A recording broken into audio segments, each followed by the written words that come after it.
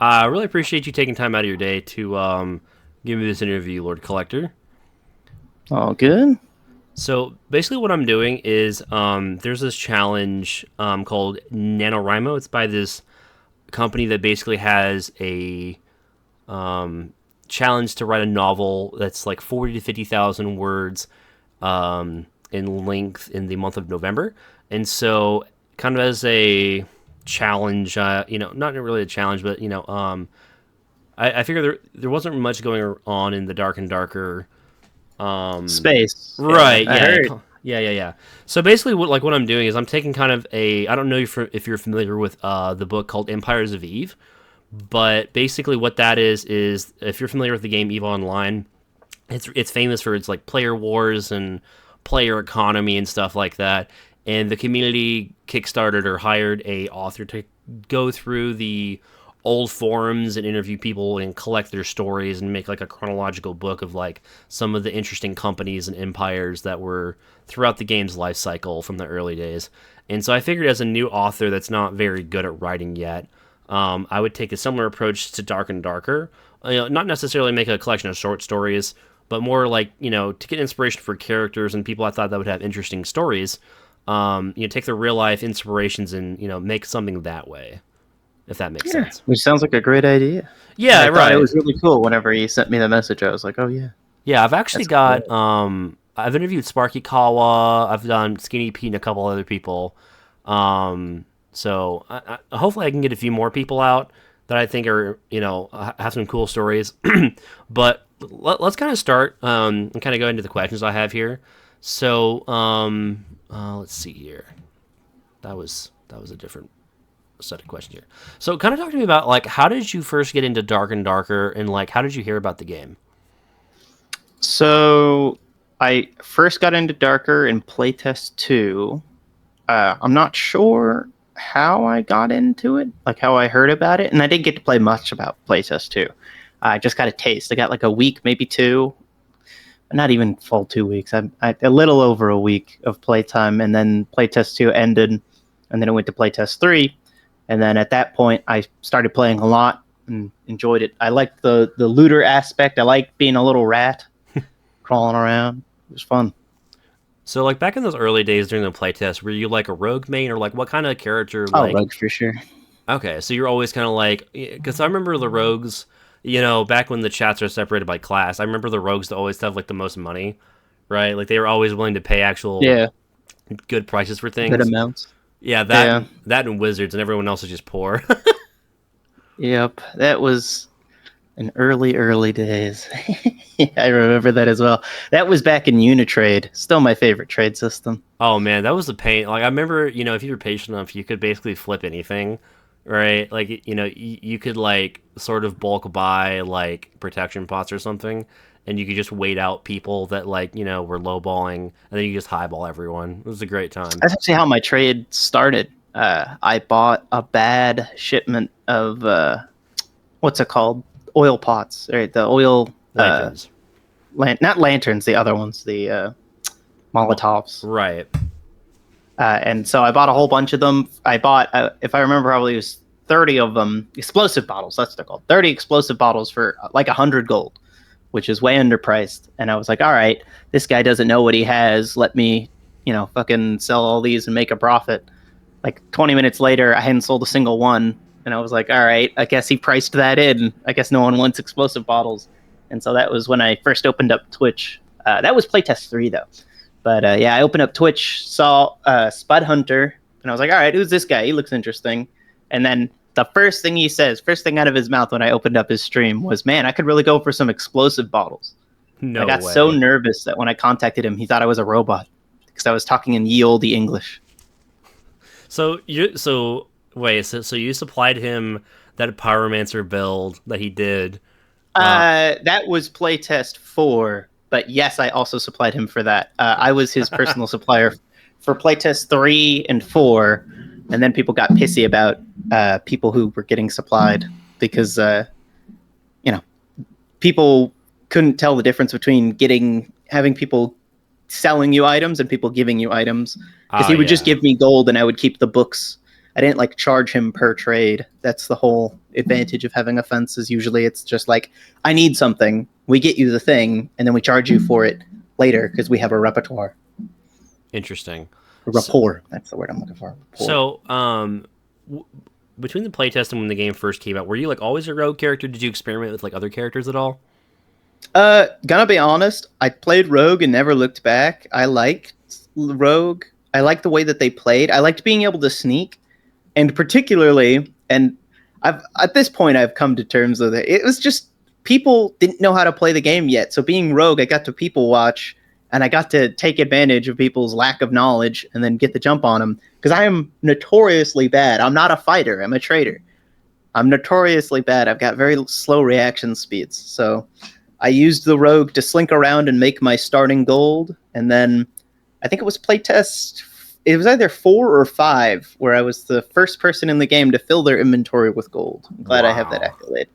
Yeah, back when that was actually like a huge accomplishment. Like I remember, I think it was playtest 5 that Repose got a Viola, right, before the game went on a hiatus for a while, for like 700 gold in the trade chat, right? And he made that whole series about, like he released like one episode, like a game like every few days to, during the lawsuit days. I remember that. And I remember being like, how can this happen? Because at the time, that's when I met Orlanthi, who's another guy you should interview if he's ever around.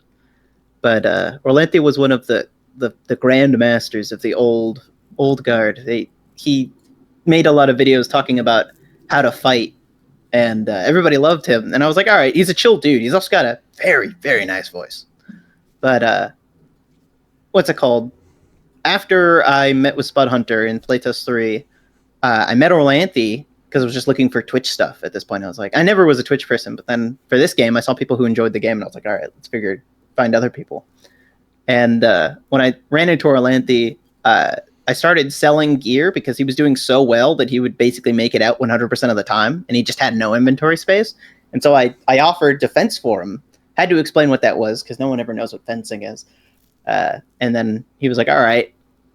And then once I started doing that, it just kept going and going and going. And I was making so much that he was like, can you find me a cinder?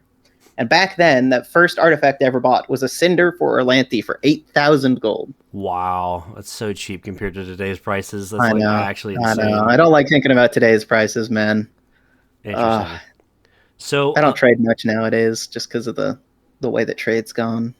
Really? So like with the introduction of like the marketplace, that obviously removed a lot of the personal trading and having to set in trade chat. I think it's a net positive. In terms of time, honestly. Right, because before, like, if you wanted something like even super niche, like a buff duration build, back in like even 6 months into the game's life cycle when it came out on Blacksmith, where it's kind of a pain to just sit there and gear up until the like the common player, like it was good if you wanted to trade because you could make infinite money doing that. But the marketplace's biggest upside was for the regular everyday player, like the non-good ones, but the people who are just playing the game. Right. Because the marketplace opens up build variety by allowing people. Back then there was a pre-market selection, and the fact that it was so difficult to get seen, because in case you didn't know the history of the trade, it started with Unitrade, which was everything was in one chat. Then it got too tight, and so they split it into what I call trade squares, which was they had one for each class. Then they revamped them to do trade halls to allow filtering, and then they changed it to the marketplace. The marketplace, I was for it, and I still am, because it's honestly the best system for the most people. But it's messed with the trade dynamics, because now that everything's tradable, loot acquiring is too easy. People end up with piles and piles of loot, and the marketplace gets destroyed, and then inflation gets out of control. Right. Now that is something I kind of want to ask you about a little bit. Like it seems like with the introduction of the free to play on Steam, that the market kind of got gold inflated pretty quickly, and part of me wonders if that's like the wipe's also just kind of too long. Right, 3 months is a long time for like this particular wipe. We had, pardon me, I think we had gold gear, Ruby, Silver, and Frostlight all at once, when normally that would have been staged out a couple more weeks. You know what I mean? And then there's like a Yeah. little bit of lull where they, don't really have any content. Maybe there's like an end of wipe thing, like multi-classing or something. I feel like 3 months is like a little long, for this I will game. be honest, any amount of time feels long to everyone. It just depends on how long it feels till you have. I usually say people have 4 good kits, and that's when people think, all right, it's about time to wipe. Not the exact moment, but around then is when it'll start to seed into people's mind. And honestly, no, 3 months is fine. Inflation is not tied to the wipe cycle so much as it is tied to people's perceptions of prices, because prices are all a mental thing. Because prices have been inflated for so long and they haven't taken any steps to try and reduce them, people continue to think whenever new wipes started, like when this wipe started, I was going to play and I was going to trade because previous wipes, whenever they started, people would sell keys and whatnot for way under value. And this wipe, that just never really happened. They sold them for a little undervalue, but I mean like 100 gold, 200 gold undervalue, but then inflation starts kicking in. It's not that things are undervalued, it's just that people make so much gold so quickly now that inflation starts to kick in and people can start pricing up their gear, which is good if you like hoarding gold, but even I don't like hoarding gold. There's not very many people who do. I like trading. I like connecting people to the goods that they want, not so much the actual gold aspect. I mean, previous playtests, you could see at the end of the wipe, I have inventory full of gold, and usually last week I try and give it all out. Right. Can you kind of talk a little bit about people who might not be super familiar with, like, you mentioned keys, but there are like 3 or 4 different kinds of keys in the game, right? They all do like different loot room stuff. There's like a frozen key, iron key. There's skull keys. So keys. currently, if I remember properly, it's gold key, which opens up the crypt area, which is just the standard unit of currency. It's been around the longest, has the most credit, street cred. There's the iron key, which is the worst. I don't even know if it still works anymore. If I remember properly, they changed it to be in the lower crypts room. There's a jail room that used to be a locked door, and then they keep changing it around. But that one doesn't have very good loot, so that one's got pretty basement bin prices. Technically, people consider the gem a key, even though it doesn't have key in the name. But it opens up the goblin map. There's the frost key, and then there's the skull key. And the skull keys are the top dog because they have a podium. They used to have an actual podium that had an item on top, but hackers ruin everything because they can see through walls and see if there's an artifact in there. Oh. So now they have a chest, which, honestly, elegant solution. I love the devs for this game. I legitimately was flabbergasted whenever the devs came up with that, because I was like, that's literally one stop perfect. They can't peer into the chest without having to go to it, and it adds an extra second on the user side. I think there's a platform in Inferno though that has a chance of spawning a skull key. It's like 1% or something, right? That one's still there, and that one's a beloved experience, so I think that's why they're leaving it in. I mean, it's making, if you ever wonder why the RMT side of the fucking community is going crazy, just because that's, I'm sure, fuels it intensely, because you can just see it from using hacks. You can see it miles away. It's not great, but honestly, if they put a tiny chest there, that would be the funniest solution. Just a tiny chest that you can open, and then it's got it in there sometimes. Right, because clearing the module, even if you have like a long sword or something with high clear time, with low clear time, it takes forever to get everything out of that module. So, it brings people together. People often do the key jump, which is where they'll go in there, grab the key, jump through, and then close the door. Because in that module, as much as there is mobs everywhere, people, it's one of the pet peeves that I have, is that it's so easy to ignore mobs in this game. They can jump in, climb up the ladder on the right side, go up, grab the key, jump down, and by the time you make it up and jump over the mobs, none of them will have had the chance to attack other than the mage, but he's shooting a fireball at other mobs, so it's not going to hurt you. And then you just close the door and you leave. Right. Like it's so free. I'm kind of curious. So, like, for a long time, gold keys were, kind of like the standard of currency, and then it switched to skull keys. Like, do you know why that is? Like, I think people still use gold keys and skull keys, but it's basically whichever key is the most useful is the one that will be used as a fiat currency, because whenever the people who decide what a fiat currency is that we use is ultimately going to be the best players, and the best players do lots of optimization. So they try and figure out what what is the best room to go to, often using the wiki. And then they check, they see that, oh, look, gold keys were nerfed and then nerfed again and then nerfed again quietly. And now they're good. They're just not amazing. Honestly, I will say, though, right now is the best time to actually use gold keys that we've had in a long time, just because they're not being used as the main fiat currency. They're like a few thousand. It's great. You can actually make, like, not guaranteed, but you can actually make a decent profit using gold keys if you get lucky, which was not always the case. But it's mainly that skull keys as a room are a percentage chance that you can get an artifact that is much higher. Actually, let me check the wiki. It should be still much higher, but I was gonna say, like, gold keys might be a bit, but gold keys go to a pile now, right? They all have a pile. All the key rooms have a pile. I think they changed it last 2 or 3 weeks where you might. I think you have a chance of getting an art. It's like 1-3% chance of getting an artifact in a pile now. Is that right, or is that only like the boss pile? I am uncertain of current changes. They've done that intermittently over the years. It's a fine system. It just means that we're reaching the end of the wipe, just because they usually only do that towards the end of the wipe, because it's about, usually they do either 0.2% or 0.5% drop rate on artifacts of the pile, just because you get 10 pulls of the pile, or you used to. I think it's 5 now, but you get so many pulls of the pile that it just means that it'll add up over time. And I don't remember. Let me look at the gold pile. I think it's currently doing that, but I'm not sure. I just remember seeing the patch notes for that, like, not that long ago. Yeah. Look for the gold pile. So while you're looking that up, did you always, like, recently, do you play the game much, like, these days? Or are you kind of more of like a community builder where you don't really log in the game that much, you kind of just run the guild? I just run the guild and do community upkeep stuff. Over the years, I've pushed for more and more systems that I personally don't use to the devs, because for some reason I get slightly more answers out of the devs. Well, I used to. I don't anymore. They've stopped talking to me altogether. But I used to get slightly more conversation out of the devs than most other people in the community.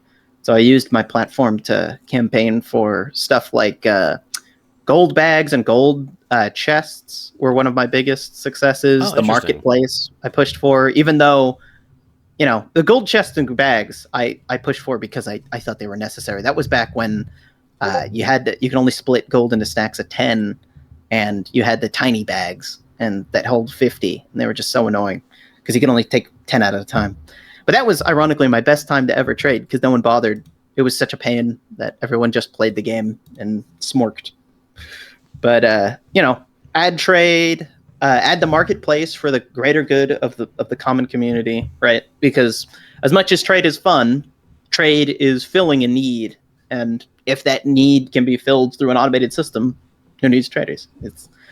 But keys and candy, separating out the different candies and fiat currencies to try and like free up the players to be able to do whatever they can. What was the other one? I'm trying to think. There was one more thing that I pushed for that came about recently, and I was super proud about. Besides Arena, everyone pushed for fucking Arena, though. Everyone knew that they needed that. It's ironic. I pushed for Arena in the marketplace, knowing that they had major downsides that weren't going to get sought. But ironically, the devs fixed the Arena's major downside of lowering the overall player base whenever it was up. It still does, but because they only do it on weekends, it was an elegant solution to that. Right, because it makes you do the main loop where you have to go get gear that you find, right? And so it makes more loops in the dungeon, which is interesting.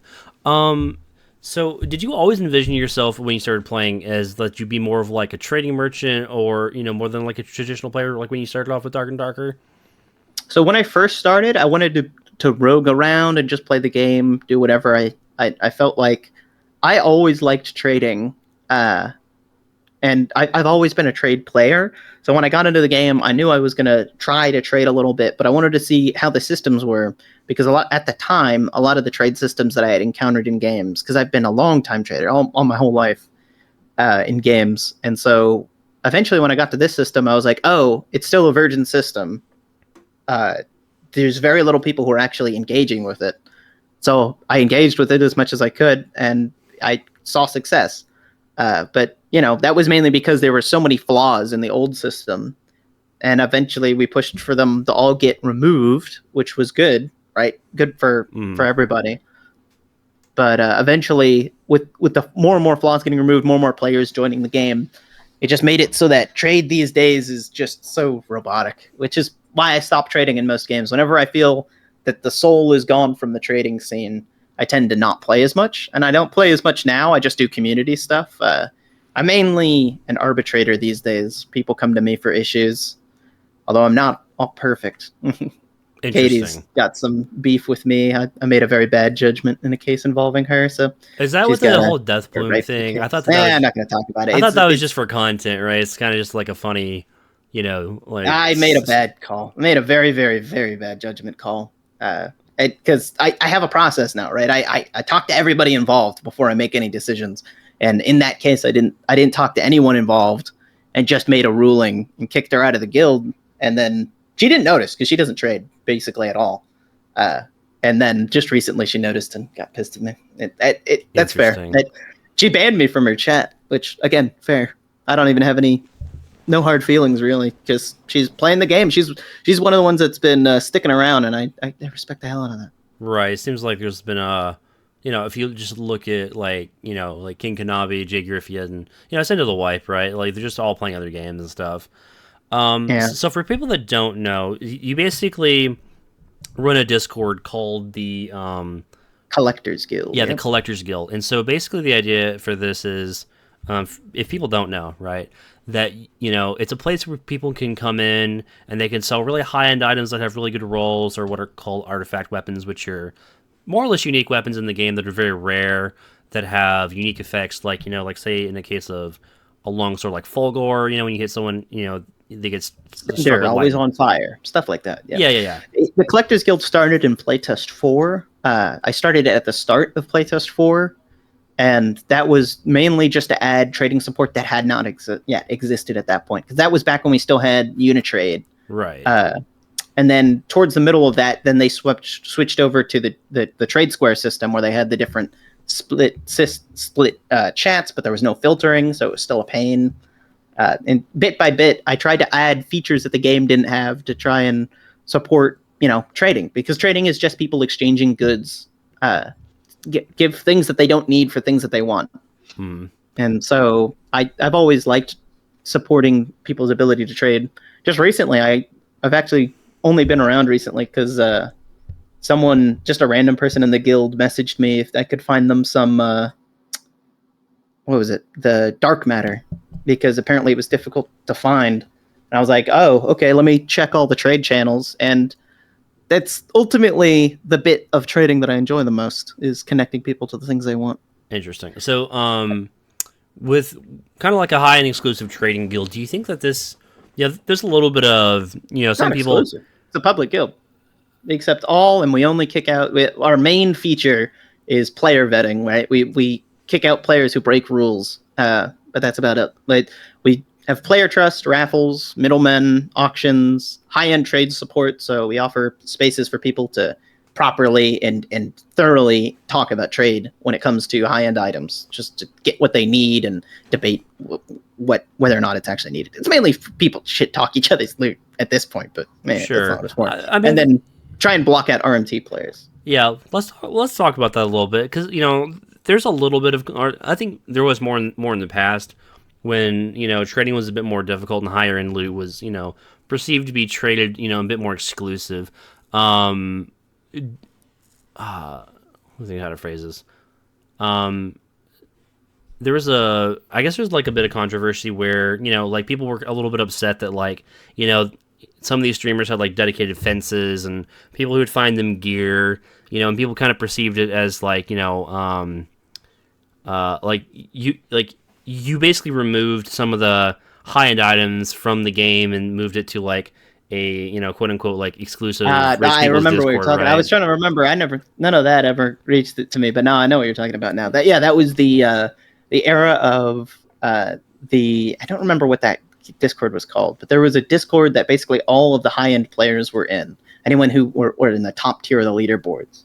And whenever they died, they tend to work it out between their fences to negotiate their gear back to each other. And so it just led to an era where most players who were capable of getting artifacts from drops were in that. Not all of them, of course, right? And it wasn't even that big a number because this was early days. But yeah, it's always going to be an issue when it comes to the high-end community. The high-end community has a lot, and the low-end community has very little. So it's always going to suck. And honestly, I love to support the low-end community, but there's a big problem whenever everybody feels entitled to artifacts and whatnot, right? If everybody has an artifact, just like World of Warcraft, right? They gave everybody I think they literally called them artifacts, which were legendary weapons. When everybody has a legendary weapon, they're not legendary anymore. But yeah, I do actually feel very conflicted when it comes to the situation when it comes to supporting high-end players, but that's part of why I run the guild the way I do. Anyone is capable of getting a fence. We have a fence distribution system. We have plenty of fences. Well, actually, not so much anymore. Demand is always way outstripped. If you want to be a fence, that's always an opportunity. But yeah, it's a difficult solution or a difficult problem that is currently seeking a better solution. Right. I'm always trying to think of better ways. So a couple of reasons I bring it up, just for some interesting conversation, really. I personally have used I've used the guild to trade up to I actually traded up to a couple artifacts and just never ended up using them, because teammates come and go, life and stuff like that, which is kind of funny. But like you can't find I don't think you can currently buy a gold chest on the market. Because they're just so expensive, right? Because they're worth more than they hold. That's right? an inflation issue that I've been campaigning the devs about for ages, and ultimately, my ultimate dream is that the game will be so feature complete one day that there will be no reason to go to the guild. They need to add auctions, and they need to add proper wealth destruction. They need to add some system to the game that the players won't revolt about, that ends up destroying enough of people's stored wealth that inflation gets handled in some way, because currently there are no controls for inflation. But yeah, I mean, people often blame the trading community, and I will say we're not blameless when it comes to the level of inflation, because if people weren't exchanging goods, then inflation would never happen. But it's a difficult problem that I've pushed for a few solutions to it, but the devs said that, they're working on their own stuff. So, do you think not having? Do you think? I think a problem that would, because it's a, if you have a gold chest, you can get them from quests pretty easily now with the loot being so easy, being so good. If you do the quest system, getting a gold chest is not hard. I say it used to be really hard. Now it's intermediate level of difficulty. But do you think that not having gold be physical? Pardon me, would solve a lot of the problems with holding money, because currently a special night bag is worth 10 20 grand worth of gold, and things that actually hold gold bags are worth a lot more than the gold that they hold, right? And so some people way more. And yes, I agree to an extent. In the past, I would have been very adamant and vocal about I don't think they should ever remove gold from the game, but based on the current development path of this game, going more and more away from low-end players and more towards the high-end experience, like the high skill, not trait, but the high skill player experience is currently what the game is catering to more and more, because those are the most vocal players. I think at this point, it's going to be inevitable that at some point they're just going to really change gold to just a number. And I think that will ultimately be fine. But the moment that they do that, you've completely unshackled inflation, right? Regular everyday players are going to suffer the most from that. There's a triad for me of trade players, skilled players, and regular players. All have things that they want, and they all affect each other. And I mean, personally, I've always pushed for regular players to be the most catered to over traders and skilled players. Just because the game won't succeed if it's only a core, a junta of skilled players left beating each other into the dirt. Then you end up with chivalry, right? or Mordhau. Those games are filled with like 600 guys that are all so skilled that when anyone new joins, they just get beaten to the dirt. Right. It's not an enjoyable experience for most, but for some, now 1%, it is ecstasy. Right. Kind of talking a bit more about like the guild. Can you tell me a bit about your experience about building and managing the Traders Guild, and how you built that Discord, and kind of like what challenges that you faced in trying to build that community? Yeah, in the fourth age, otherwise known as Playtest 4. By the way, I love calling playtests ages. It's one of my favorite sticks. But in the fourth age, I began the Collectors Guild at the very start of it. I actually started messing with the Discord settings as soon as Playtest 3 ended. And then as soon as it launched was when I finished everything.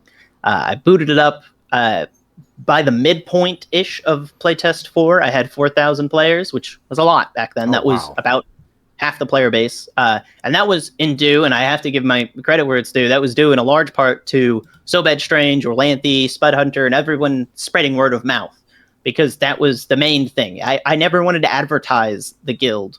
I have in the past, but it was never something I truly wanted to do. I just wanted it to be something that you talk about, and then you invite people who you trust, because if you issue advertisements, there's no selection in who gets in. You just get everybody, and then you're going to get a lot of problem starters.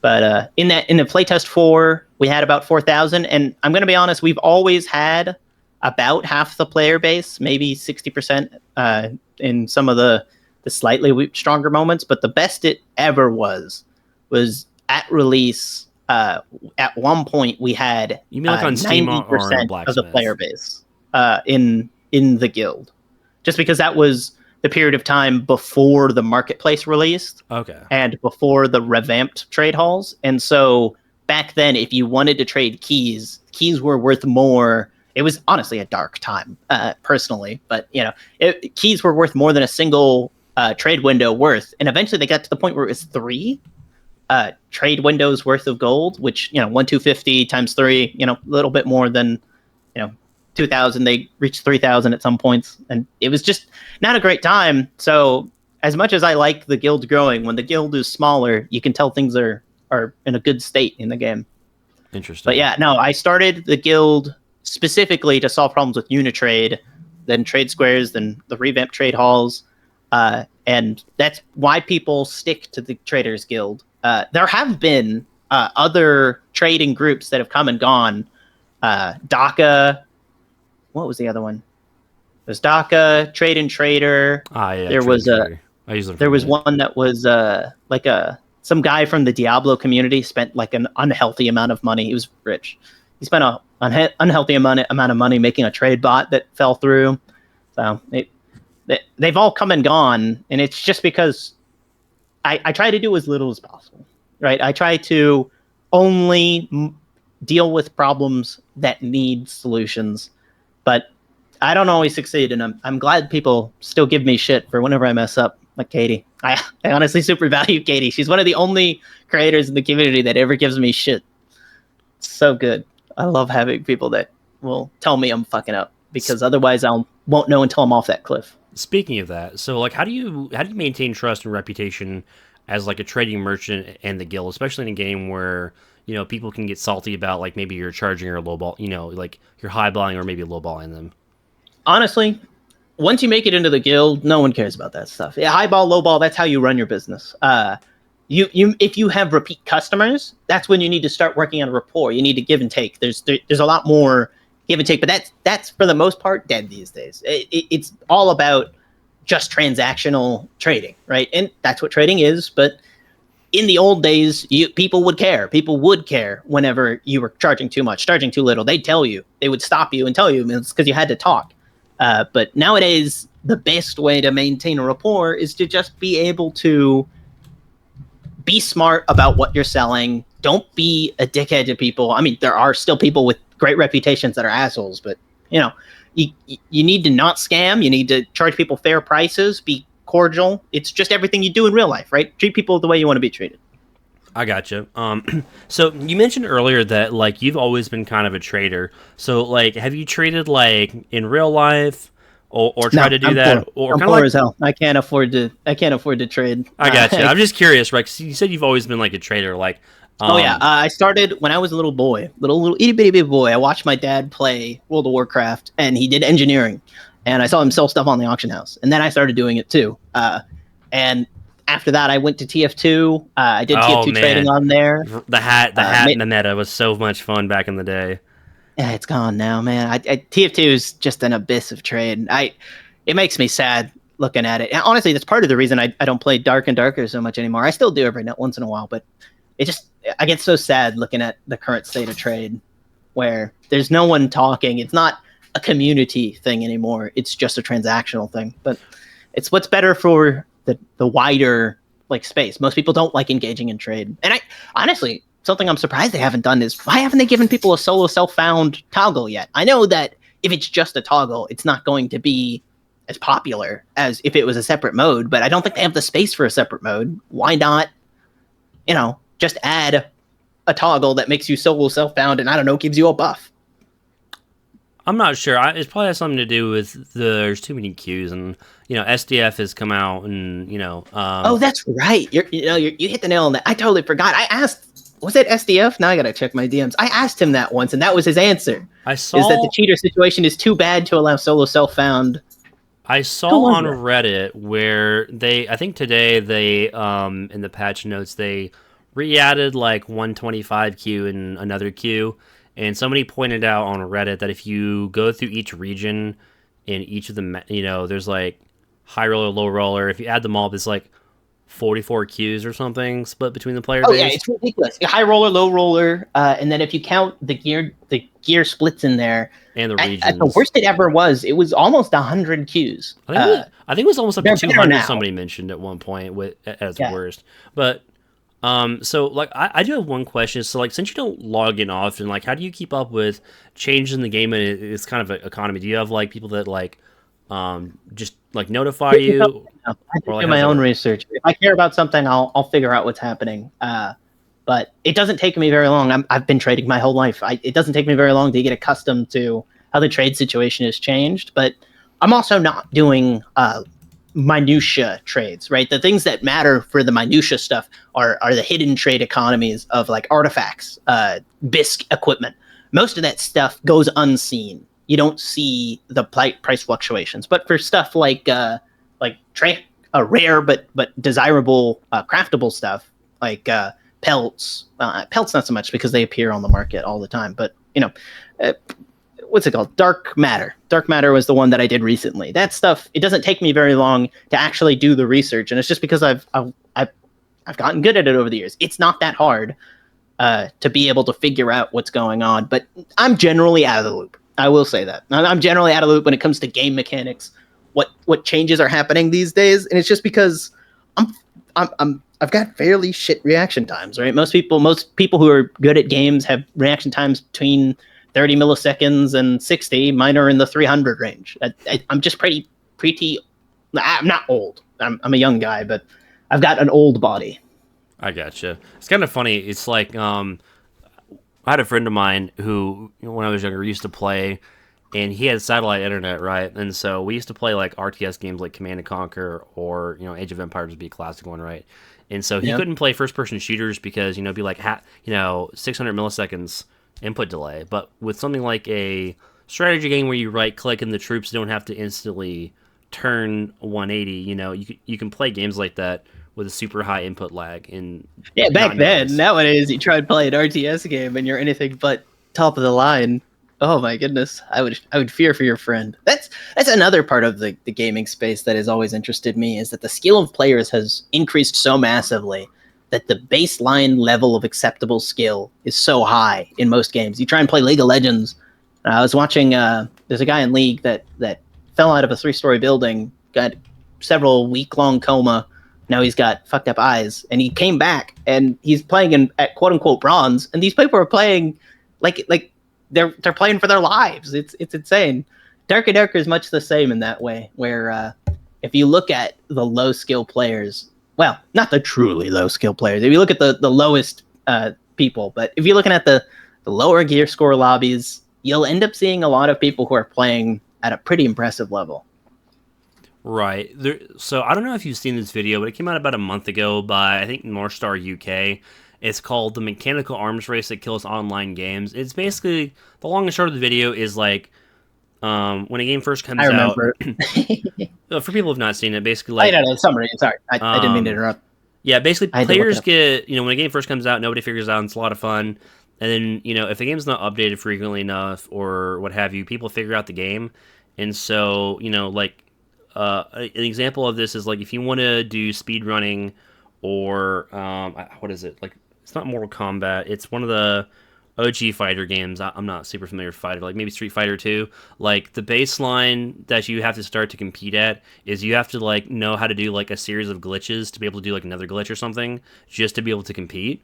Or like in CS:GO, right? If you're not already at like a high skill level, it's unplayable for you. So like the game in a way dies because the players have become too good. Do you think maybe that's happened to like Dark and Darker a little bit? Like the players Yes.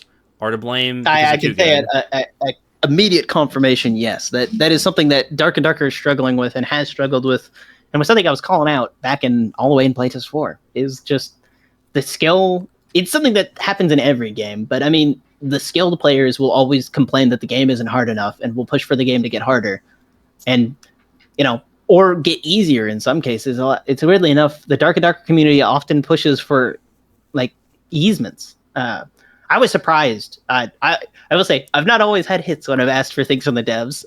The apocalyptic patch 69 was Oh, something I man. pushed for very heavily, and I'm the only one who thought it was a good idea. I mean, it just Man, I had bad judgment there. I didn't think.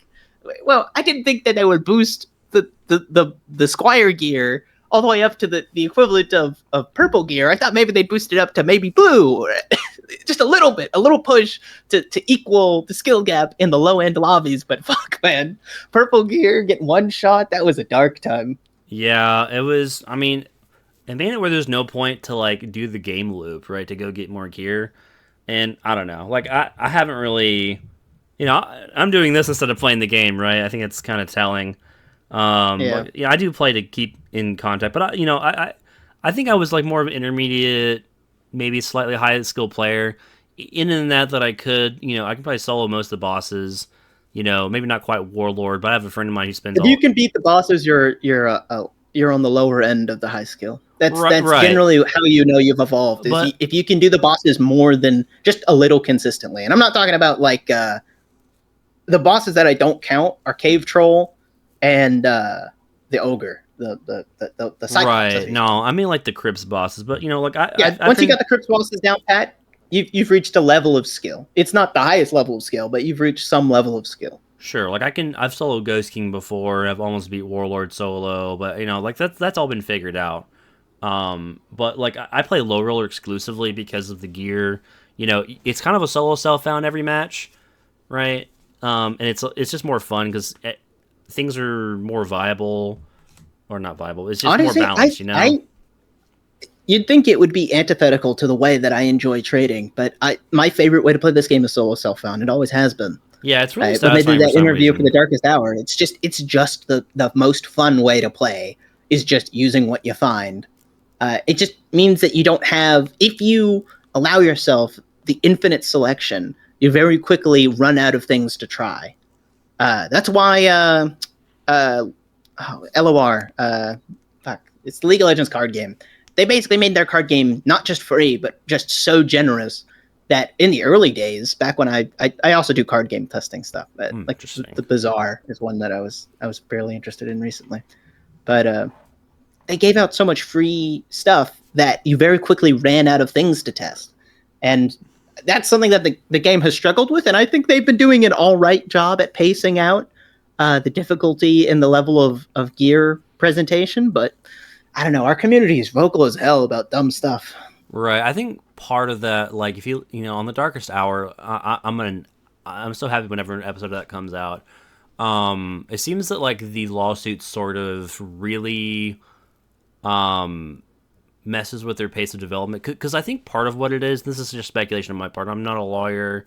I don't know anything about law at all. I'm more of a Yeah, not that. you. But basically, like what I speculate is, there's a lot of paperwork that goes in that, and I they've had to in the past, one peg said that they've had to submit their code base, right, which is not a small thing to like pack up and archive for a court and highlight and comment all your code, right? It's a lot of time, and so I imagine any new feature that they build, is going to be inspected or has the potential to be inspected. So not only do you have to write code and develop things, you have to write it in a court-friendly way, which is like, even if you use AI or whatever to do that and like speed up the process, it's still like a major pain in the butt. You don't want to. No. See, that's the one that's the one mistake in the thing that you said. They would never use AI to package something that is defending them in court, especially Korean court.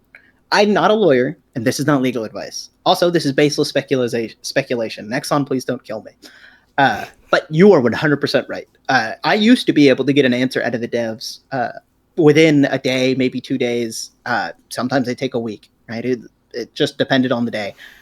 They have not responded to me in months about just like actual issues, hackers and stuff. There's people who, like the Chinese community, is just been abandoned. They can't play anymore. There's just so many hackers I think the servers are Eastern or whatever, but it's mainly Chinese speaking. And it's just sad, but also necessary. Once they get set free from the legal case, then we'll be fine. But I mean, back in the days when we didn't have the game, people were willing to hold the line.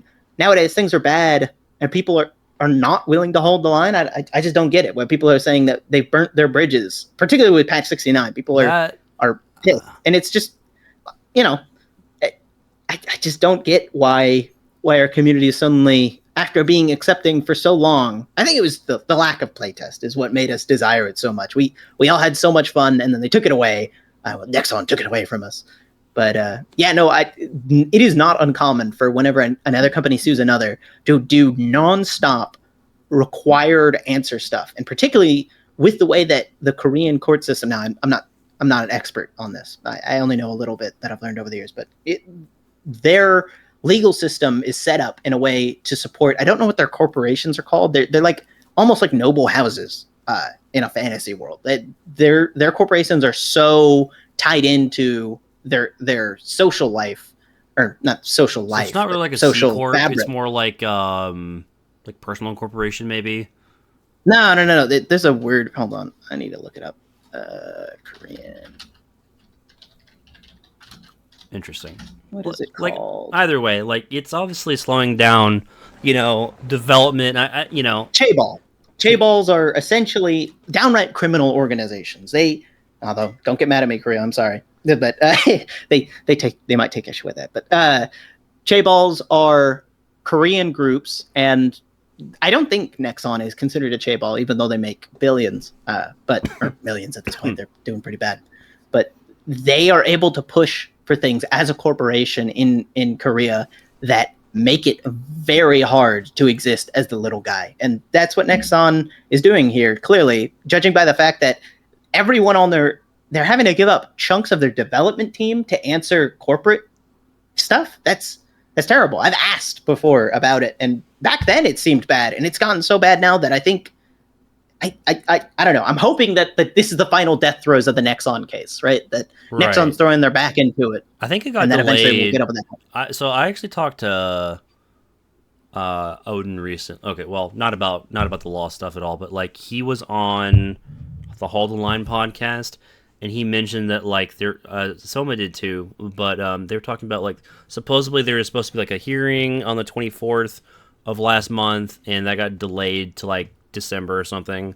So they were kind of hoping that would kind of be the last thing. But even in the U.S., right, you can have a slap suit, or you can just endlessly be buried in depositions, which is basically a fancy word of I need to figure out more information about this. We're going to come back at a later court date, which ends up if I have more money than you, I can just bleed you dry forever and bury you in depositions, because judges are usually a bit more lenient on oh, hey, we need to inquire about XYZ, they want to examine all the things. It's honestly something that I ran into the problem of being a court.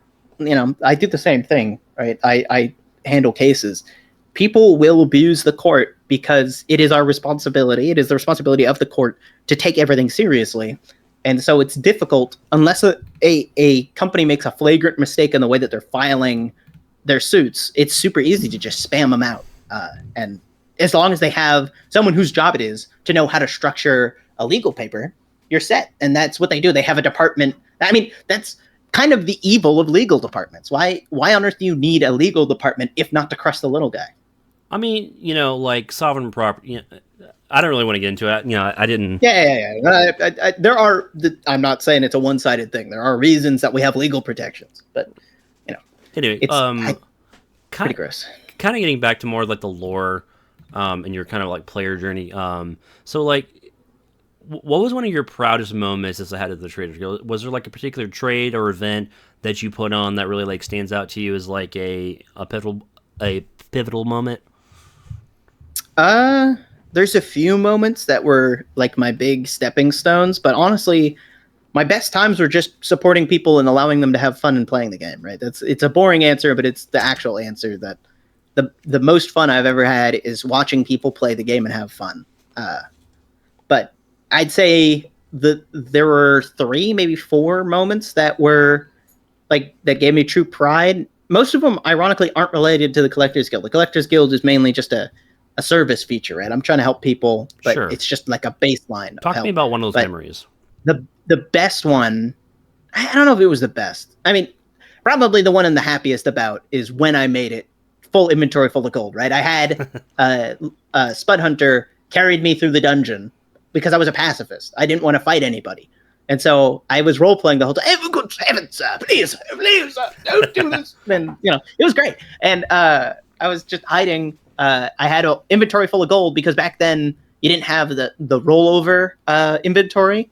And so I had to go into the dungeon and collect like 32 or something gold. And the first time he didn't get it, and so we messed it up. But you know what? I didn't explain it very well. So, and then the second time we did it. That was probably the best moment, singular. But before that, there was me selling or buying a Cinder and then giving it to Orlanthi and then seeing him wipe lobbies and make videos with it. That was amazing. Adding a marketplace system to the Collectors Guild. Ironically, at the time I was doing research into other trading economies in the thing, and I'm happy to say I stole our current trade listings, is what I call them, to keep them separate from the actual trading of the game. But the trade listing system that I have uses Discord threads, right? It's a pretty easy bespoke system, and it goes directly to how people actually trade. That was another proud moment for me. And then, I don't know, I was very proud when the marketplace came out because I had been pushing to the devs through DMs and conversations for years that they need to add something that's a win for just the regular players, because I could see that as much as everybody was having fun on the trade and the high-end side of things, that the lower-end player base was really suffering. The game wasn't gaining players. And I don't know, I think them launching it at the same time that they also made the game free to play was kind of, it muddled. I can't say that the marketplace increased the player retention, but I feel like it did. That was something I was very proud about. I always love pushing for new features to get added.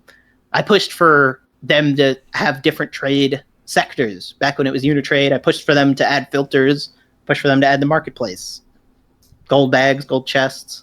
Interesting. Stuff like that's always been some of the thing that I'm proudest about. But I'd say the biggest, easiest, proudest moment was just that final hurrah whenever I played with the Spud Hunter and he guided me through my thing. I love doing quests. That was another one. I miss doing quests, but I don't know. I don't trade. I don't enjoy trading in the current system. And so I wouldn't have the funds to be able to pay for quests that people would actually want to take part in. But way back when, I used to hold quests where I would tell people to go do things, film it, and then send it back, and then you'd get gold. And then I did a cheap quest one, which was, I think they needed to give me, like, I don't know, what was it, eyes? Anyway, it was one of the crafting goods before they had a real purpose, before they were used to craft anything. They got released into the game. And so I gave them a purpose. I said, if you give me like rotten fluids or whatever, I will give you because they were all the one slot ones, I will give you a ring. That was another one that made me proud, and I totally forgot about it until just now. Interesting. Kind of sad. Are there any? So, have you ever had any like rivalries or partnerships that formed a result of your trading activities? Partnerships, yes. Rivalries, no, unless you consider Katie, but that's pretty one-sided. She doesn't like me. I like her.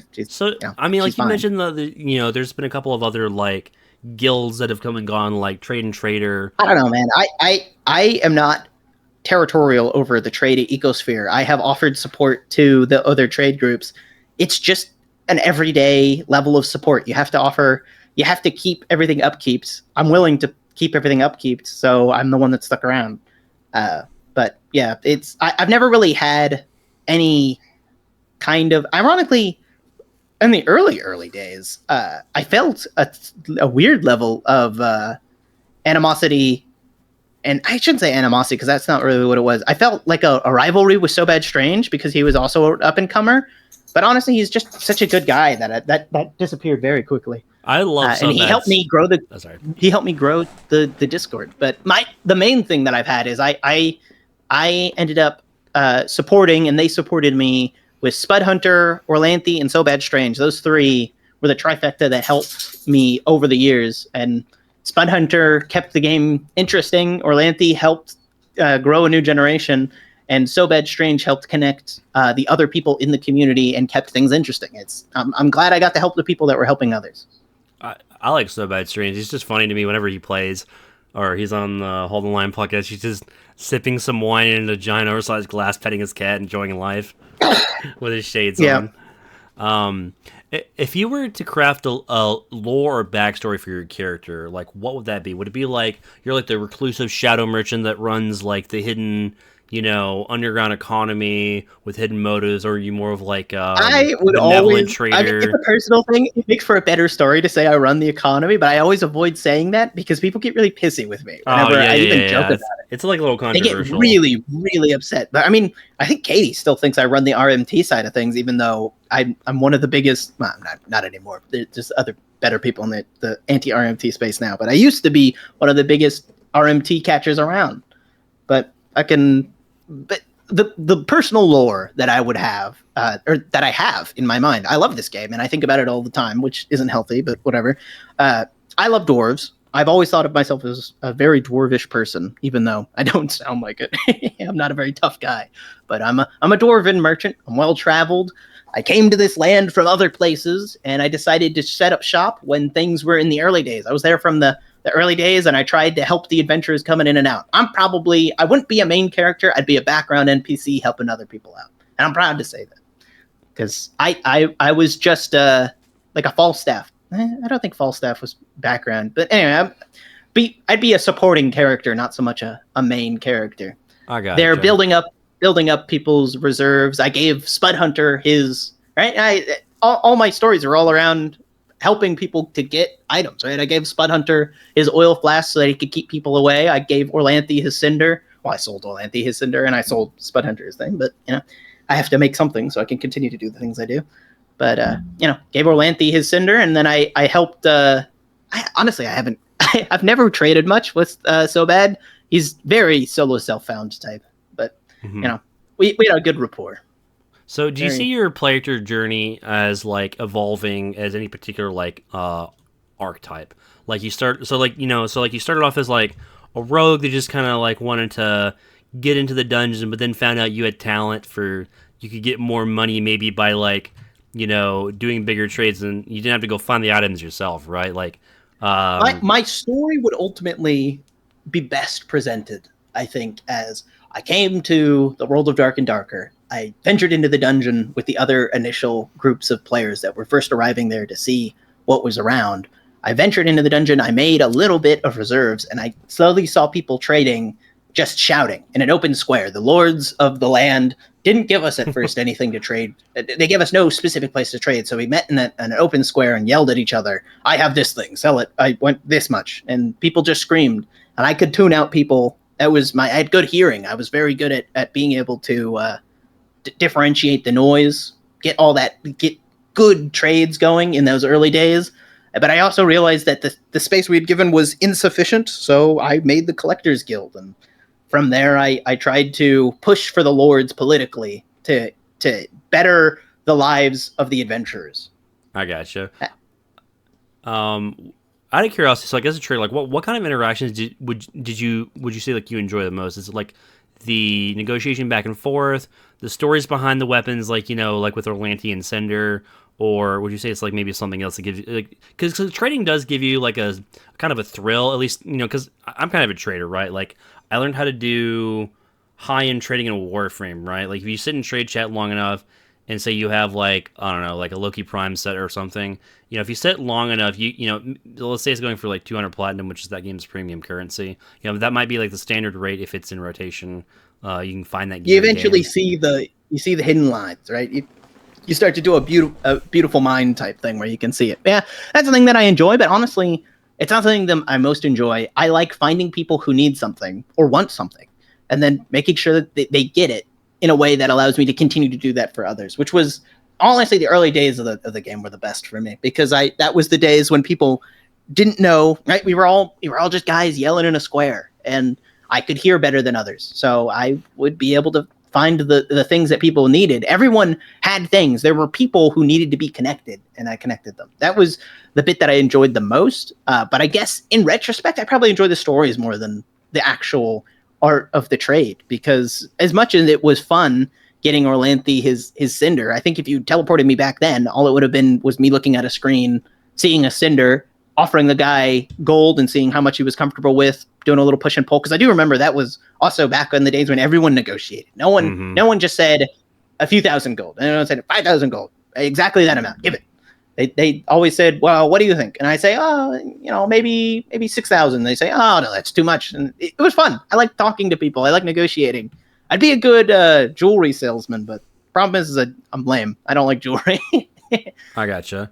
So like, how do you handle disputes with trades? Like you said earlier that you had like a process and you talked to both sides. Like, so say somebody came to you, like I wanted to go buy. I don't handle disputes when it comes to like, this should have been priced at this. That's not me. Once you agree to the trade, it happened.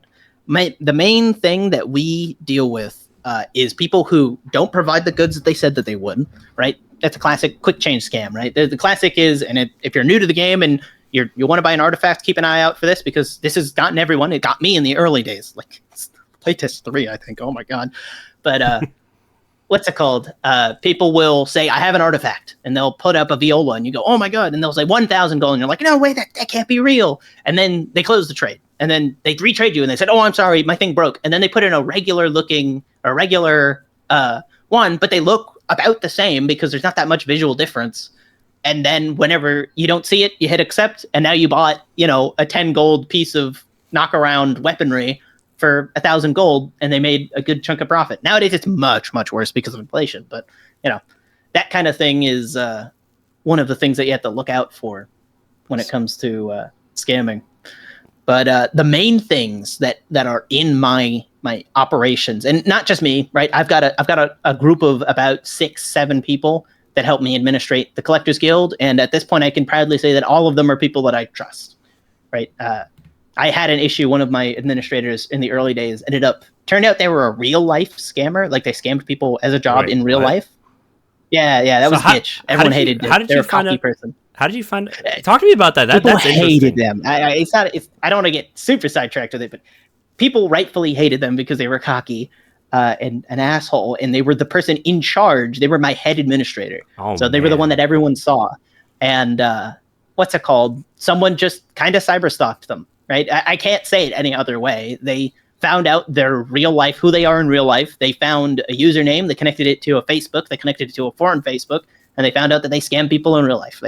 And then at that point, I was just like, all right, I'd given them far too many strikes in the past for like sketchy behavior. They never scammed anyone from what I can tell in the past. Although, honestly, there was one experience that pretty much was on the edge of scam. And I feel bad that I should have kicked them out at that point. But, mistakes are mistakes and you can't take them back. But it takes years to build trust and seconds to lose it.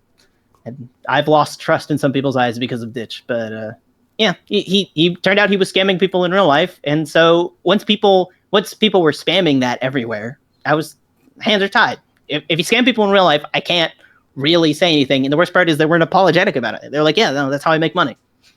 Interesting. But anyway, back to the what's it called? How do you handle disputes? Disputes, right? So when I get a dispute, we have a ticketing system where people submit tickets and say, most of them are quick, right?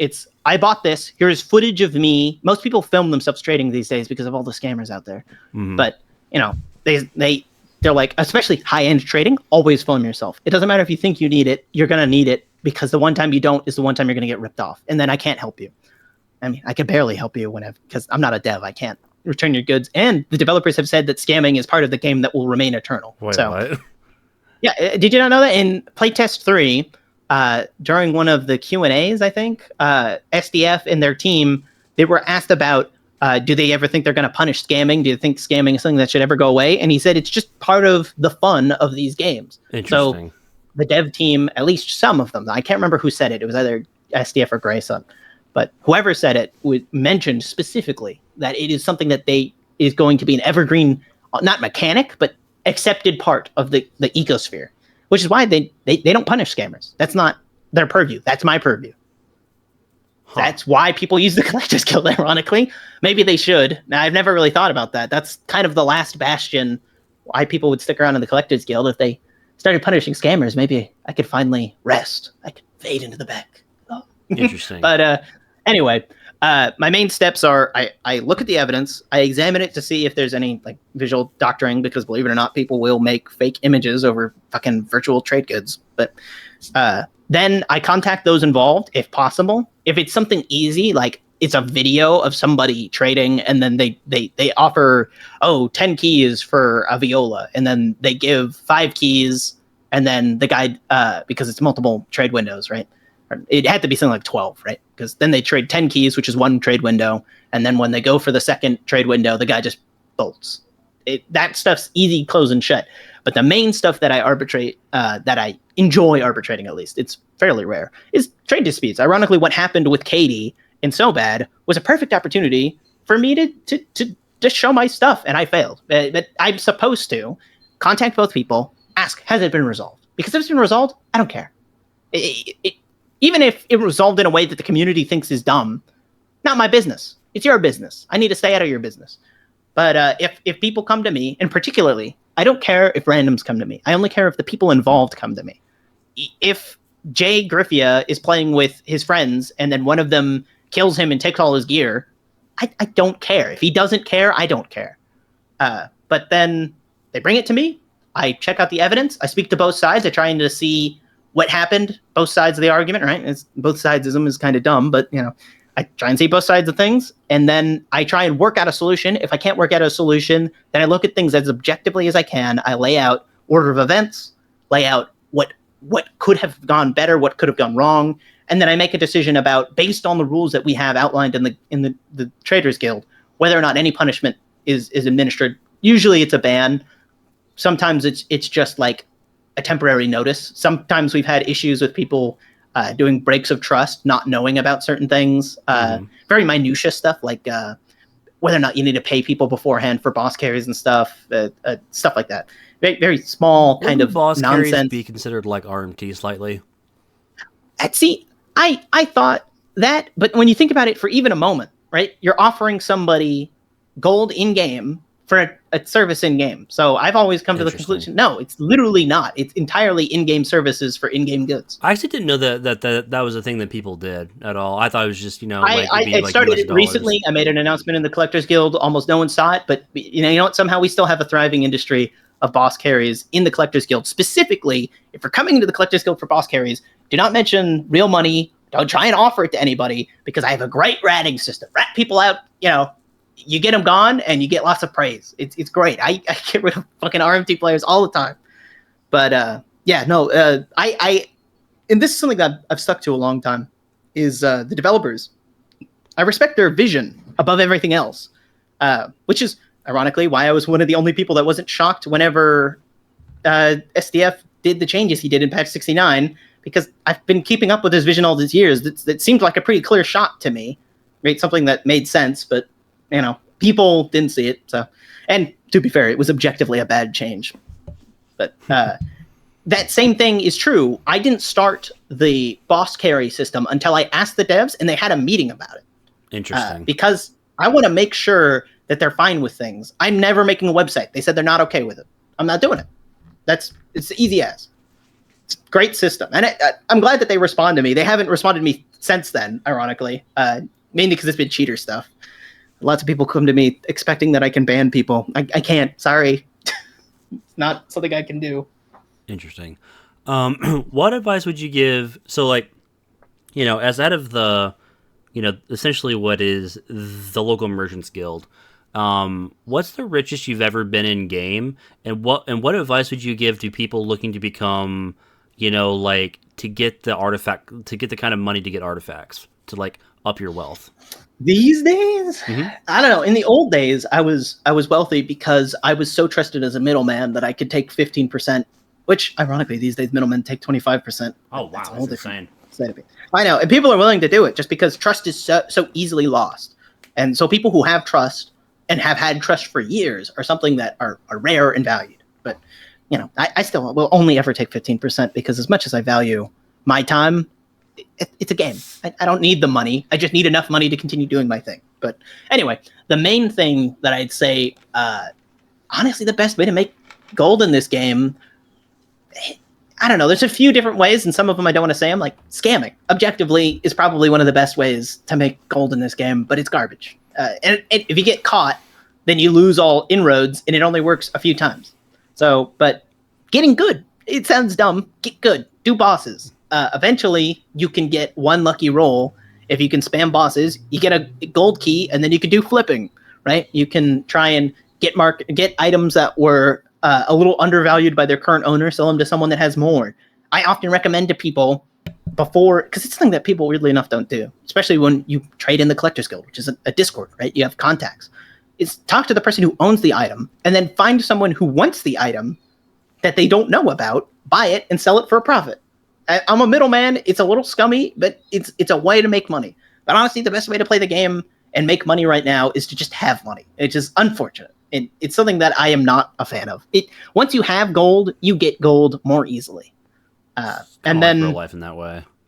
Yeah, exactly. That's how all market systems work, right? Money attracts money. It's about snowballing. One funny thing that this has kind of been my dirty secret for like every wipe since the market came out, was that because there's a group of players that only play low roller, and so if you do the quests to get white gear, what I used to do is every game, I'm a cleric main because nobody on my team wants to play it. I was a cleric main for a good bit. But what I would do is basically I would sell all my white gear for like 100. Some of it, some of those pieces, like if you, like knowledge robes, because like a third of the game's classes are caster based. So if you wear like an oracle robe or knowledge boots, like low boots, and it's white gear, like say you survive the dungeon, you can get like sometimes like 500 gold for your whole. You can just sell the clothes off your back. You know what I mean? Yeah, I used to do that as well. That's a pretty great way to make gold. Another one that people don't do as much is mining in the goblin caves or on boring, the other maps. You can do it if that ore is popular. Like I think copper there's not enough people. Now. Yeah, I was gonna say not enough people do it. So copper light, right? Copper goes for insane amounts. So if you go in and you don't run into anybody, it's pretty easy. I mean, that's how I made money last wipe. Is I mainly, and back then again, I've stopped trying to be the king of the market. I don't want to be the most valuable guy. I had my time in the sun, but I just sit around. I'd mine copper light. I'd mine copper. I wouldn't make copper light, which was honestly a mistake on my part. I should have been making copper light gear. It's always been popular, and it always sells for a good amount. And then I'd hop on the market, sell it, and it made more money on average than the things that I was doing. But another way to make money, honestly, just keep track of how much money you make off of every run, and then try new things, and then see if those things make more money, and then try new things, and do that over and over again until you find the thing that you're good at that makes you the most money. I had a spreadsheet way back when of everything that I tried, and it just showed that back in the old days that the fastest way for me to make money was to go rogue. This is like playtest, I think 5. Was to go rogue and just loot all the chests, particularly in the maze, because no one back then knew how to get through the maze. And then I'd end up looting so many just regular chests that I'd end up with enough gold to make profit. Find what makes you money. I gotcha. So what would you say is next for you and the Traders Guild? Like, do you have plans for expanding it, or maybe like introducing like, I don't know, like new features or anything to your community? I do and don't. I don't know. I'd have to float the idea of making a bot for auctions past the developers, because again, a long time ago they told me that it made them slightly uncomfortable, but not something that they cared about. They didn't want to say yes or no. But I do want to get a definitive should I do it or should I not type thing from them, but an auction bot so that I could do auctions. But honestly, the biggest problem at this point is I don't want to streamline trade to the point where I don't find it fun, but that's because I'm a trader, right? I value the experiential part of trading, but I don't want to get it to the point where it's so soulless that it's object in, money out. And there are ways to do that. I won't talk about them because the moment I talk about them, then people who are smarter than me will instantly do them. But I think the main thing is I'm just going to slowly push for the developers to add the features that the Collectors Guild has until I'm irrelevant. It's kind of my dream is for the game to inbuilt have auctions. Maybe not raffles. I'm still on the fence about raffles. Raffles have always been gambling adjacent. There was a whole argument in the developer side of things about gambling, which I found very interesting from an insider. All right, I'm an outsider, but outsider with inside contact perspective. That what's it called? Grey Sun despised with the vengeance of 1,000 suns gambling, and the rest of the developers kind of didn't care. And eventually, he got outvoted. Right? There's like 20 of them, and he's the only one that hated them. So gambling is kind of just floated by something that they don't punish, but they don't approve of either. You're not allowed to talk about it. The Goblin Merchant exists, right? That's kind of like the obvious counter to that. It's just kind of funny, like its only goal is to get.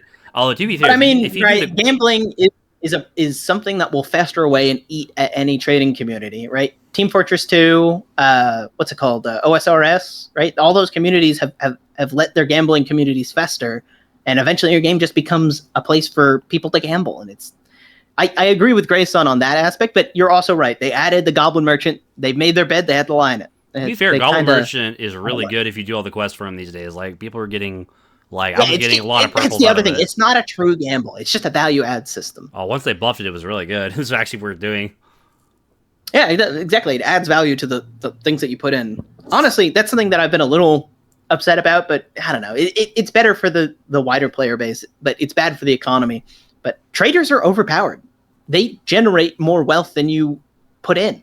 I don't understand why they've always accepted it like that. I mean, I don't know if you were around for that Dark Age, but at one point, traders by default had purple items that were like 100 gold. That was terrible. Everyone loved it, but that was terrible. The market was gone. I don't quite remember that. It was a very brief period of time, and they only had one, which is why a lot of people didn't notice, and they didn't make a big hullabaloo about it. But the best players would go in, check between every raid, and it was honestly tiring. I remember seeing it made Jay and what is his name? Soma, and it made all the streamers look tired because between every raid, they would quickly hop into the merchants, check to see that they all have it, like it's the purple bis. If it's not, ignore it. Keep going. And they would do that over and over again because it was just a free value generator. And that thing still kind of exists in the form of crafting, but crafting has more upsides than just providing free purple items. So. Right. I think with the quest, like the rewards are quite good if you do like a lot of the chains, like, a gold, like, you can get gold chests pretty easily. I try to avoid talking about how good the quests are because they're actually so good that I think it puts the game at risk. Once botters realize that they can just bot there, I because I'm a nerd, have mathed out several of the old quest lines. Now I haven't been on top of them, so they've changed, but as of 2 playtests ago, no, was it 1? It was only 1. Yeah, because playtest 69 just felt like a whole different playtest. But one playtest, last playtest, you could legitimately just restart your character. One of the best ways to make money was to restart your character and just farm the quests, which is dumb beyond belief. But it happened. I can't say it didn't. Yeah, like last, even the end of season quest rewards, I think maybe one time it was possible at 21 gold bags if you did high roller in every tier, solo duos, trios. So you can start off the wipe with like basically infinite money. I did that. Everyone did that. Yeah, it's kind of a pain because the game wasn't that fun to do that. But exactly. I had no fun. It was such a drag. I as much as I think it is something that they should continue to do, it's also a thing I also want them to stop doing. I'm so conflicted on it because it's I don't know. It's a good system, but it's also a bad system, which is so nonsense. And I'm not saying anything, but it's one that I think they should keep, but one that I think that they should improve on in some way to make it less fucking stupid. Because I started this wipe with 8,000 gold. I used to have to trade for that. I used to have to work for that. And now I don't need to stay in gray kits. And it elevates the level, right? They wanted to close the gear gap with patch 69, yet allowing people to start the game who have already been playing and already have a skill gap, let alone a gear gap, have better equipment, just seemed like a huge blind spot to me. Yeah, that whole patch is controversial. Like, it made, I don't know.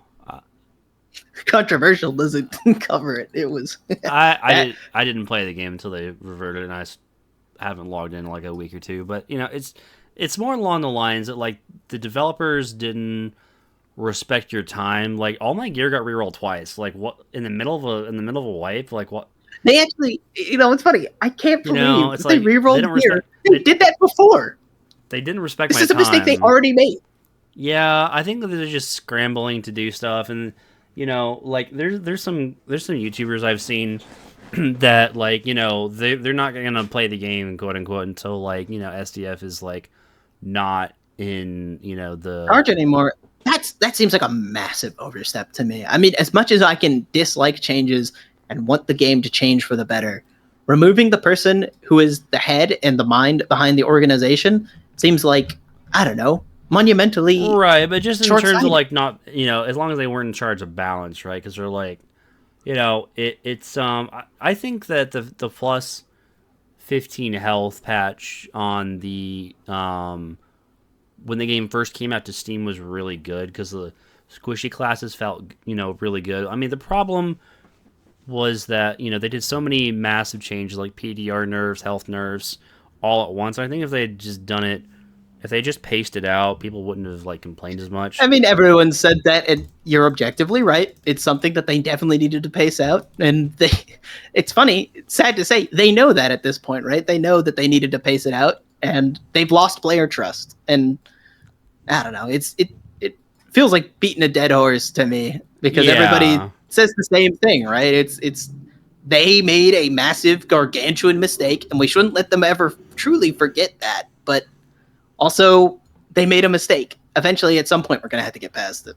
Yeah, I don't know. It kind of feels like the game is at sort of a turning point where, like, there's not like this wipe didn't really have that much content. Like it's all remix content that we got, and then like the pacing of it's sort of been off, and like the whole patch 69, and then again, I blame this entirely, and I'm it's just me, right? But I blame this 100% wholesale on the lawsuit.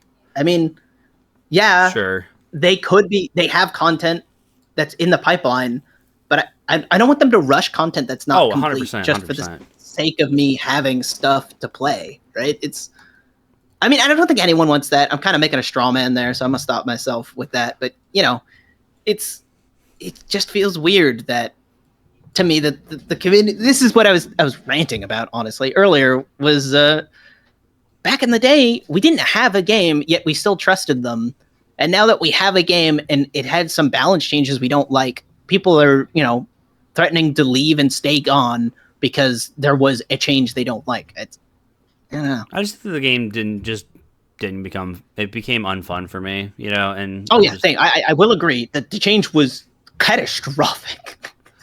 I played a little bit during that time, as much as I didn't want to play, and I can agree that not a good look.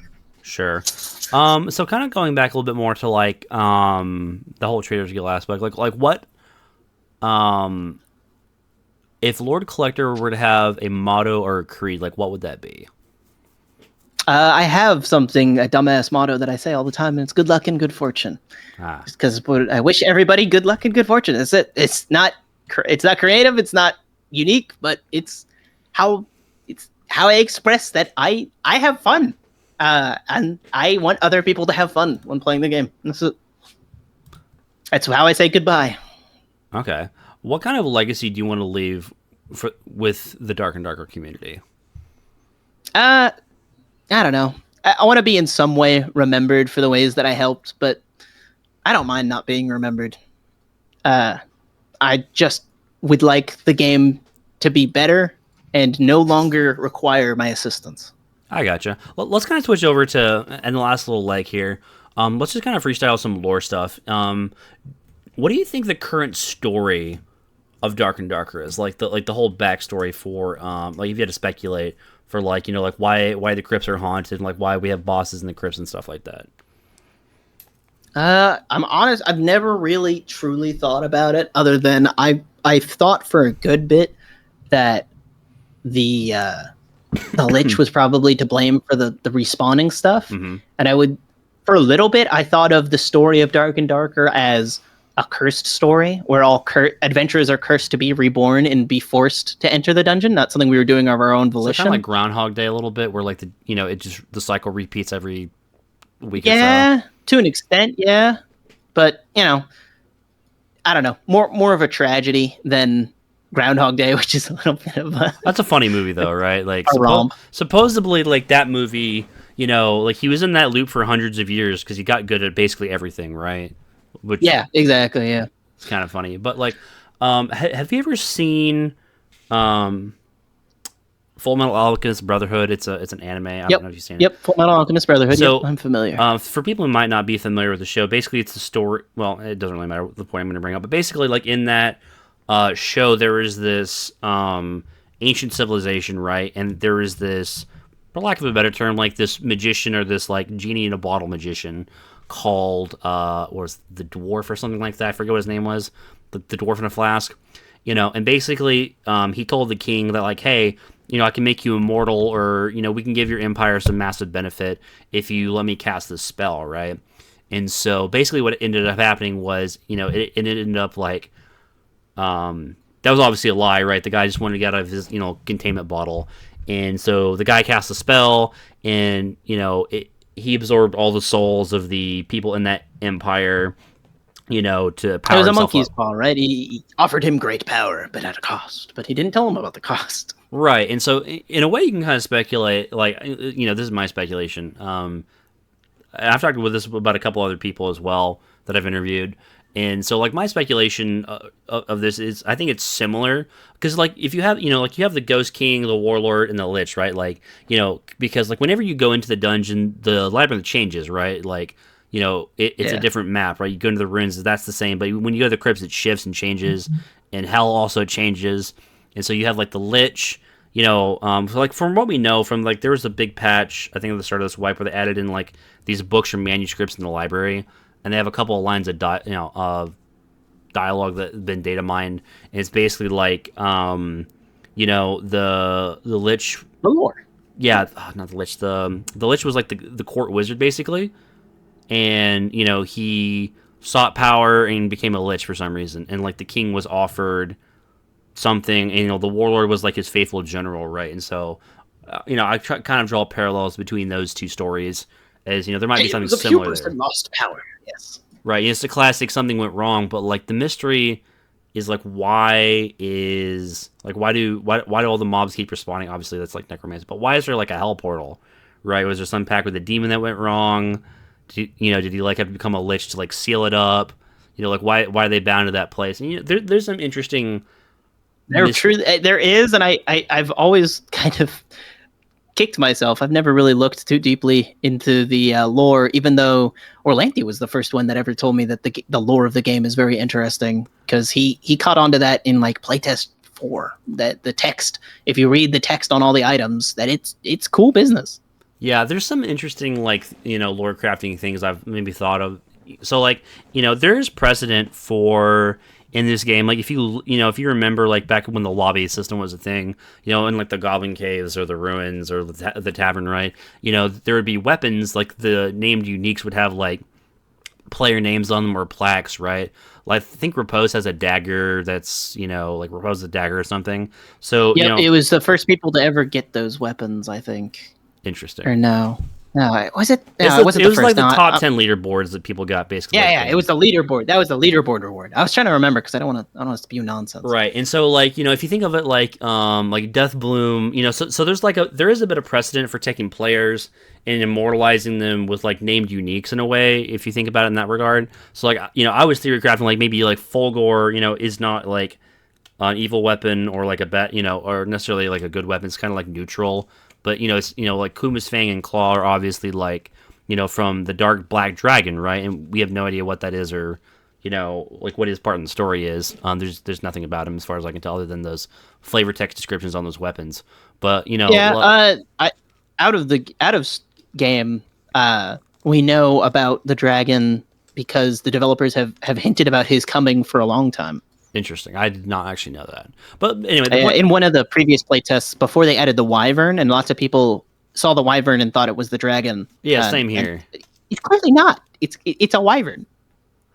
But anyway, like the point I was getting to was like basically like because the bosses are powered by souls, like you can make the argument that like higher tier magic, like artifact magic, is fueled by the souls of heroes that have died, right? So like Fulgor or like Pulverizing Prayer or Aegis, however you pronounce it, could be like it's forged and it requires the soul of a hero that's like done something big, and that's how those weapons are powered as artifacts, And so that is an interesting concept for the lore behind everything. I can't wait till we actually get some lore. I wish you an immense amount of luck. Writing stories when it comes to this world always seems like fertile ground for and like stories. One cool thing about this is this is pretty much based on Dungeons and Dragons. It seems like pretty heavily. So there's there's tons of tutorials on YouTube or like books that I've not read about D&D. I know a guy who's like the D&D master. I should probably pick his brain about like the world rules and stuff. But like there's you don't need to tell me I'm a D&D massive lore nerd. I've only really played Baldur's Gate and played like one basic game myself, but so I'm not super into the lore, but I think it's interesting. There's some interesting things to do, like solving that, or like even having like part of the game's progression as part of like the labyrinth, right? Like you could have the labyrinth where like initially there was like the swarm, right? It would shrink and it would the labyrinth would try to kill you. A little bit of like Don Machi or like that anime was really good in season 4. Where it was about, surviving the dungeon while it's trying to kill you, right? Like really good stuff, and so basically like people have figured out, like maybe the Wizard Guild figured out how to like turn off some of the safety mechanisms, or like maybe the swarm vanished one day, right? Like actual game progression was just kind of cool. Like why did that happen? Like, so like this labyrinth is different in that when it's cleared, it just respawns everything, even though you kill the Lich, like that's not normal. Normally you kill the Lich and it's like, maybe he has a Horcrux or something, but like why does it respawn? People go down there. Yeah, I totally agree. It's fertile ground for storytelling. So, like, I'm kind of curious, like, how would you solve that, or like what would be the mystery that you would speculate? Like, why does that happen? I don't know. My personal concept for it was basically the same as yours, right? It's a wizard of some kind has used magic to cause people to revive. Mine was a bit more on the dark side of things, where the adventurers are trapped in a town, kind of Curse of Strahd-esque, where if you ever D&D has an adventure called Curse of Strahd, which is a classic, and the mist surrounds the town, and people are unable to leave, and it's forcing people to take part in the adventure. That's always been closest to my headcanon. But I don't know. I try and avoid thinking about it because as much as I love thinking about, I don't know. I like thinking about it, but I'm not creative enough to create an interesting version versus I create very base versions. I'm not a very, I don't know. What's the word? I don't know. My creations typically are very vanilla and not interesting enough for me to want to be like, oh yes, that's it, that's the solution. I gotcha. What would be like a funny solution to that? It's just like I don't know. Funny has never been something that I would associate with the lore, but I mean, it has some grim funny moments, right? Like Otto being the big bad would be a funny. Oh, dude, that'd be hilarious. It's basically like a Cthulhu god the entire time, just messing with the story because he can. That'd be funny. Yeah. One story I think that would be really funny is like, there's been some funny player builds where people would disguise themselves as like, I saw more recently, someone disguised themselves as like a mummy with the coin emoji. I've done that myself. Right. So they'll have the coin thing out and they'll like equip a weapon and just kill people really quick. So you could have like, some low level illusion spell because that's in D&D, right? That's like almost anybody can get that or get an item for that that's low level. So you can disguise yourself as like a zombie, wait by the front entrance. If you're not skilled enough to get actual loot, you can just kill adventurers and claim that the dungeon did it, and just pretend to be a zombie. The problem with that is, how is killing adventurers less difficult than killing monsters? If they're like low skill kind of, scumbag people. Low level adventurers, yeah. It could be a funny script where like they've been bullied to the point where they're basically using like ranger traps, right? It's kind of the whole everyone hates rangers, and that's why there's no rangers in the dungeon. That would be the town literally just purged them all out of spite. Like, making the villain someone a ranger using ranger traps, that would be something that people would read. The guy, the last thing you see is the wizard like dies, but he has like a revive spell. Just look down. Oh my gosh, that'd be so funny. He's like, all right, you done messed up. It's John Wick time on all the rangers. Oh my goodness, that would be fucking great. Yeah, I'm not sure that I'd do that, but that'd be kind of like a funny like little short story to write. All right. Well, this has gone on like pretty long. I think this interview was really great. I really appreciate you taking time out of your day to. I gotta be honest, I'm not doing anything right now. I took time out of nothing. I have a test to take for my college, but that's not time.